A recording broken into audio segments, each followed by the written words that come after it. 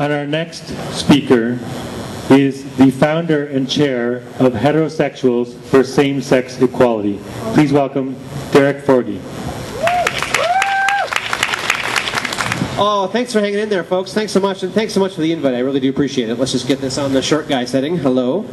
I'm assuming this is a very, I know this, I already know this is a very socially conscious room. This is a very socially conscious gathering of people who's very aware and very alert, and I know that you are very aware of when injustices are happening. Many of you probably heard about the ad that was ran in the National Post not too long ago. Some of you did hear about that, yes?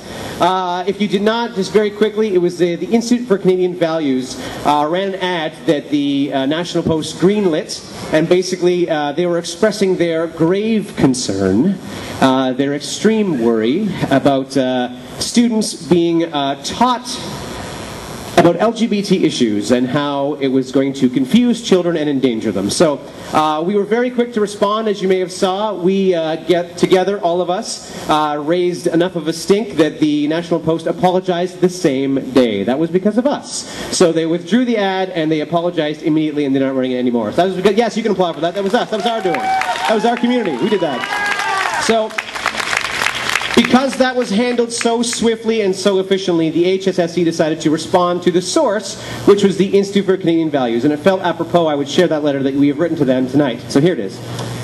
We, the HSSE, feel your organization is doing a disservice to the children and families you are attempting to defend. The notion that education and explanation of different sexual orientations is something that confuses and endangers children is dangerously misguided. Education is, in fact, vital for the survival of a portion of these youths. A myriad of factors make the process for growing up and self-discovery difficult and confusing. In a very heterocentric society, the journey is much easier if you find yourself being drawn to the opposite sex. However, not everybody is born heterosexual. If you do not fit into today's narrow expectation of sexuality and self, this deep confusion you seem to be so concerned about can start to kick in. For LGBT youth, coming out of the closet is an important step towards feeling comfortable with themselves and stepping onto the path of the pursuit of happiness that we all strive for. I have seen people going through this process with my own eyes, and far more often than not, it is arduous, it is difficult, and it is risky. Many LGBT adults recount it as the most difficult chapter of their entire lives. Homosexuality is not a flippant case of experimentation, nor is it a disorder that needs to be corrected or a misstep in upbringing. Sexual orientation is not something you can be talked into. It is not something a book, a class, a peer, a teacher, a movie, or television show can persuade you to be. These tools can, however, dispel the myths about something that you already are and make you feel more at one with yourself. Education can only make the path easier on our youth. The goal here is to prevent the next LGBT suicide that looms in every school, in every town, in every corner of this country. And this is done by explaining what these terms mean before a child has a chance to feel like a diseased outcast.